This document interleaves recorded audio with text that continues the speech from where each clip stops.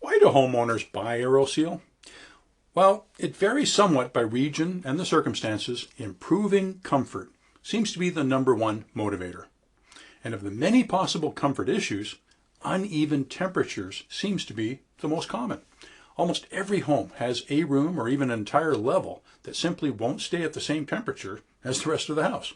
So when chatting with your clients to find out if AeroSeal would be a good fit for them, unless the client had already brought up their comfort issues, it's essential that you ask about their proverbial hot or cold spots. In this lesson and the next, we'll examine the drawbacks of how many ask the hot or cold spot question and 10 better ways to phrase comfort questions to really get to the truth. All that when we get back.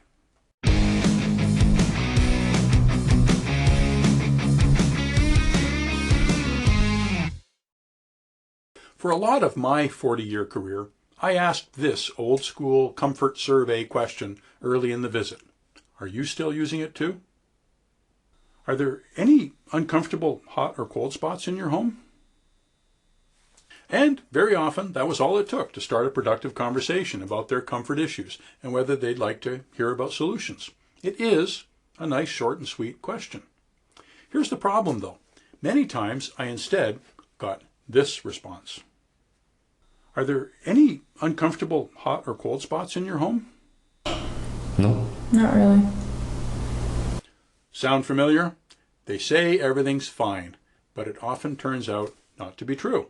Sometimes they actually revise their answer an hour later, or we don't find out, but they complain a year later that the core product they bought, like a new HVAC system, didn't solve their comfort problem, one they never even told us about.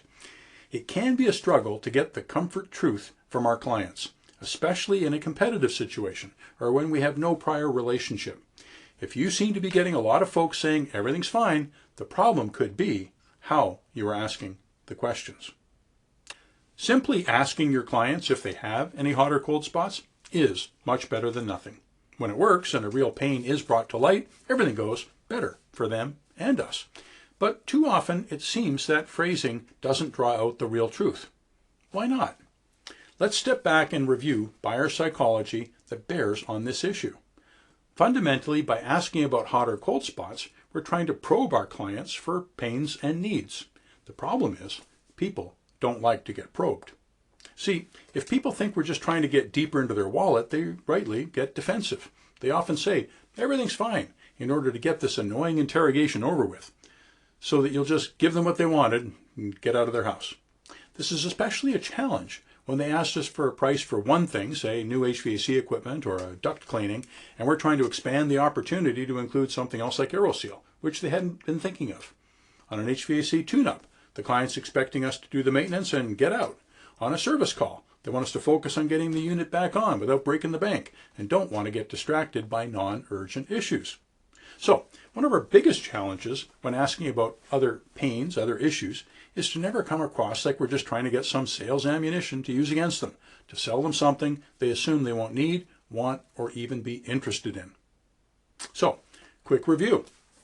How can we be more successful at getting real comfort pain declared early in the call? The 3 critical elements of a successful interview are: 1. You must go into it with a genuine helping, not selling mindset. They mustn't smell commission breath when you step into their home. You must disarm, connect, and build rapport and trust from the get-go. 2. Before launching into your interview, you must always get a mini permission from them to even ask any questions. And they must know and feel that the questions are for their benefit, not yours. And 3. You must ask carefully phrased questions with the right tonality in the right order. Suffice it to say that whenever "do you have any hot or cold spots" has worked for you in the past, there's a good chance you'd asked after building some foundation of trust and cooperation, and the timing was right. And when it hasn't worked, there's a good chance you had not. So what's wrong with the phrasing, "do you have any hot or cold spots"? The first issue is that it's a classic closed-ended question, which can be answered with a simple yes or no. When trying to uncover an important potential pain point, here's the problem with asking a yes or no question. If the client is at all defensive, their easy default answer will be to just say no. kind of like move along, nothing to see here, next question. The no option gives them a really easy out. Their shields stay up and the conversation doesn't go anywhere. Another challenge is simply lack of engagement. You know what I'm talking about. The clients are there, they're looking at you, nodding their heads, the lights are on, but nobody's home. You think they're paying rapt attention to everything you're asking and saying, but they're thinking about something else. So, when a client is not 100% engaged in the interview, they're only nominally participating, their default lazy answer is also going to be, no, everything's fine. Another challenge is people's short memory. For example, if their biggest comfort problem is the entire upstairs is too hot in the summer and you're with them in March, it's been over half a year since they last suffered. A simple direct question will often result in everything's fine because their summertime discomfort is simply not top of mind. A bit of remindering is in order. So whenever possible, when interviewing for any kind of pain, avoid pure yes or no questions. Ask in a way that can't be readily answered with a no.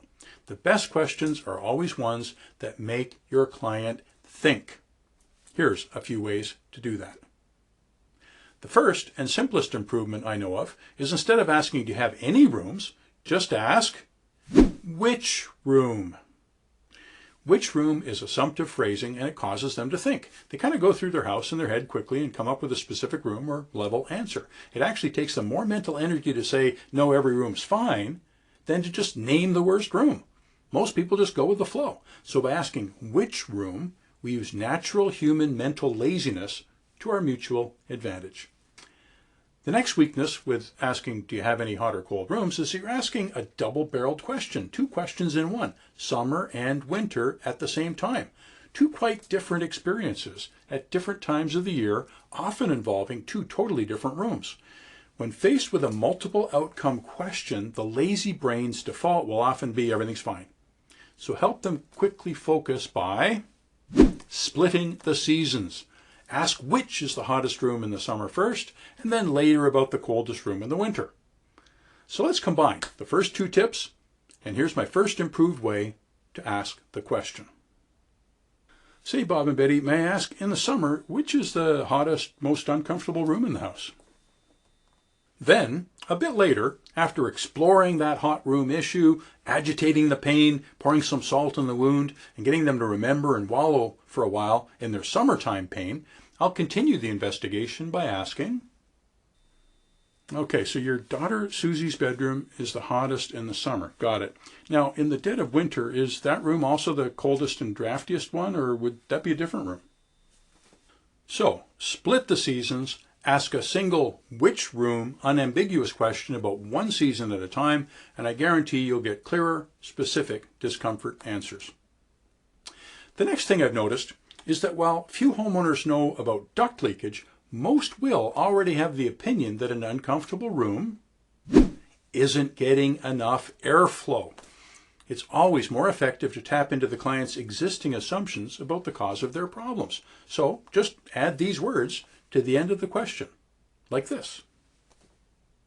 Say, Bob and Betty, may I ask, in the summer, which is the hottest, most uncomfortable room in the house that just doesn't seem to get enough airflow?